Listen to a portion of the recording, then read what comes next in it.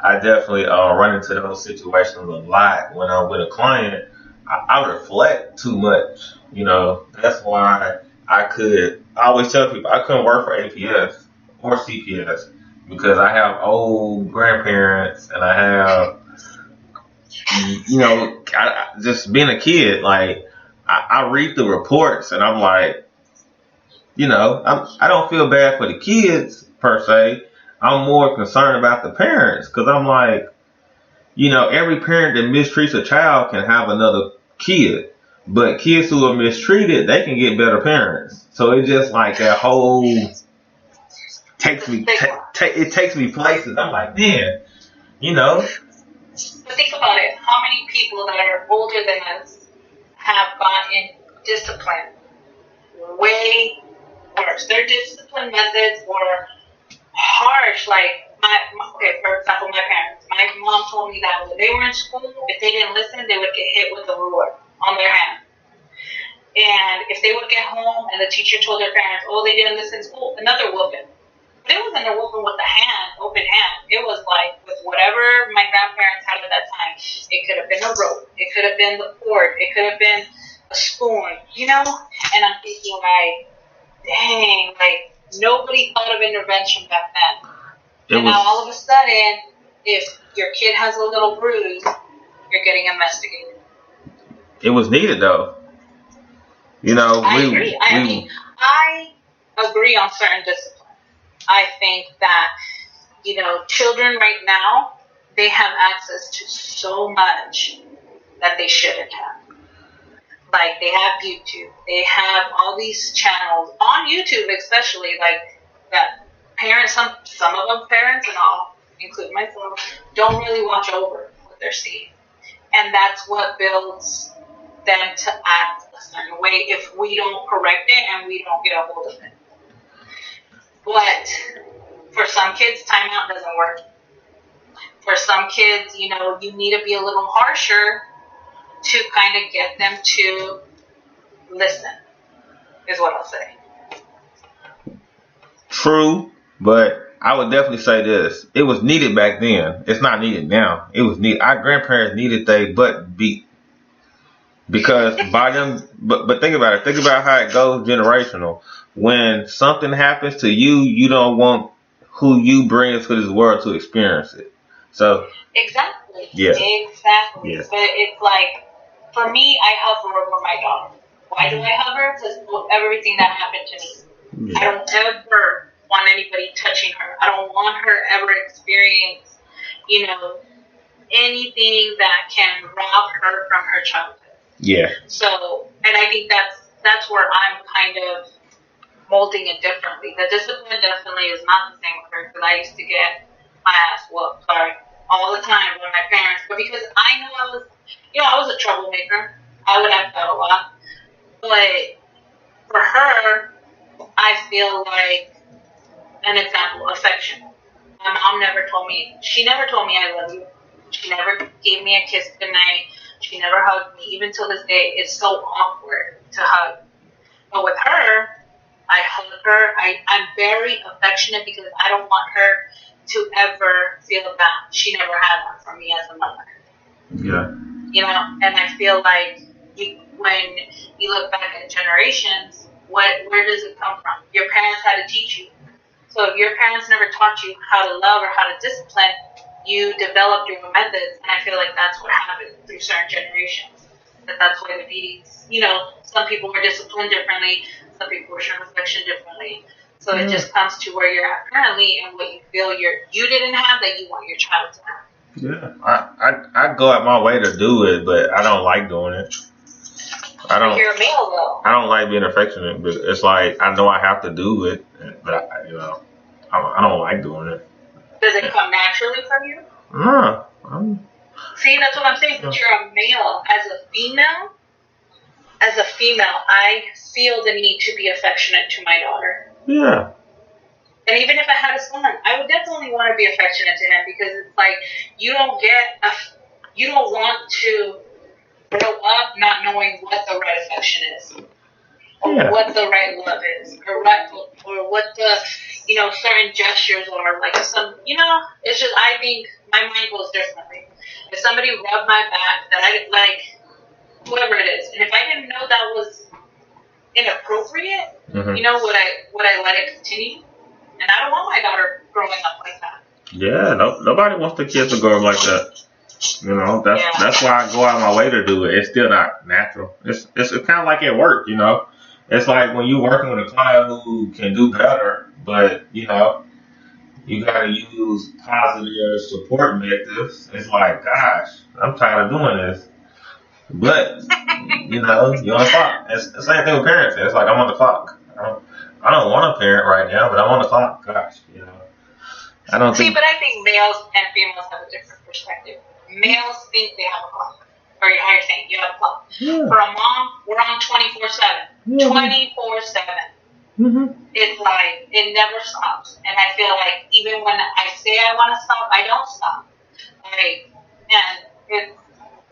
I think it's something that I need to learn how to shut off, but I can't. It's just naturally in me. I'm always on the clock. Yeah, I'm like that, and I hate it. So it's like I live miserable sometimes because I'm like, I guess we can just transition to parenting real quick. I know I've been going through this whole, I do a lot, but I'm not used to being at home that much. So the fact that I do a lot, it's normally in a smaller window. It's normally like, okay, I'm home for 4 hours, be productive. Now it's like, I'm home 24 hours. And it's like, so my child's like. No, it's draining. Yeah. It is draining being on this lockdown. But you know what? Like, I can feel you to a certain degree because, like, you knew I was a single parent for 5.5 years, I'll say. Maybe a little bit less, almost 5 years. And at that time, I felt like the parenting did drain me a lot. It exhausted me to every degree. But when you have a partner and they're willing to help you, it kind of it for my mental state, it helps out. Because even being on this lockdown, like if I tell my husband, take her downstairs or take her outside or just do something like get her out of my station and I need some alone time, it definitely helped. And when I was alone, I didn't have anybody to take her. I was the one that had to take her outside. I was the one that was doing that. And work full time. So it's like I had that same window you had, but now it's even stretched even more. I feel you there. I still, single parenting better. Well, glad that we only have one. Because single having more parenting. than one is exhausting. I love single parenting, but that's not a privilege. It's not good for the kid. I like it. It's good for the parent, but it ain't good for the kid. I think parenting in a nutshell is so exhausting when you're doing it alone. I know, but it's more structured. It's more internally issues when you're parenting by yourself. When you're co-parents and married, whatever you're doing with the kid with another adult, it's challenging dealing with those external factors. It's like every time you see your kid, they're dirty. You know what I'm saying? But hey, if your kid is dirty with you, it's a different conversation than your kid showing up dirty. That's my one example. That's my example. But see, to me, I have my daughter clean. If I'm gonna go out and I'm all whatever, not dressed up, I'll say, and she's at least fully dressed with her hair done and dressed properly, I'd rather go out like that because it gave me time to fix her. If I don't have time to fix myself, I'm out the door. But I'm giving an example.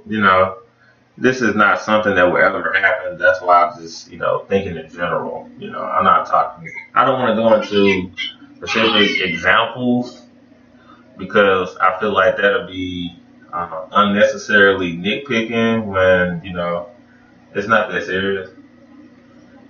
I was just saying when you're able to, it's like working.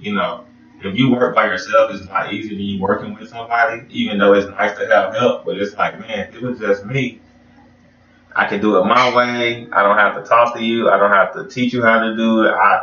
But then when you want to take off work, it's like crap. Man, I wish I could get a day off, but I can't because I'm the only person working. Things like that. Yeah. Okay. Well, in that perspective, I get you. Yeah. Because I think that's a harder adjustment being by yourself. And like you said, like me and my daughter had a routine, like from waking up to going to sleep. Every day was the same. And then when a new person comes in, it's like now you have to adjust to them, to their rules, to their structures, to their daily routine. And it's like, even to take a day off, it's like you have to schedule around everybody's schedule, not just your own now. Yeah. So I get it. It does become difficult, I'm not going to lie, especially being, if you're used to yourself for every something years. Yeah. You have to adjust to somebody else. Yeah. Or another little human being. Yeah, I deal with that whole, like, I raised my kid, and it's kind of crazy because she's turned into a little Michael, and it's like weird that I'm like, I have to deal with myself 24/7, so it's hard to discipline her sometimes because it's just like me. I know why she did it, so it's like, correct yourself? No, who corrects yourself? You're preaching to the choir. You are preaching to the choir because it's like my daughter. Oh my gosh, she is a mirror of me exactly to how she talks. Like my voice elevates when I get excited, and I'll start yelling. And I'm not realizing I'm yelling, but I'm just talking loud. And she is the same way. And I think that's something that I try to correct myself, just because it's something that I know is not good for her. But it's like, how do I take that habit out of me? And she's already got it. But, other things that I would like for her to pick up, like being very structured on certain things, she doesn't pick up. I'm just like, that's what you should be picking up, not this. Yeah. My kid, like, she be leaving stuff in the bathroom, and I be like, man, it's just crazy because, like, it's constant stuff that you have to constantly do because if you don't constantly correct it, it's gonna get worse.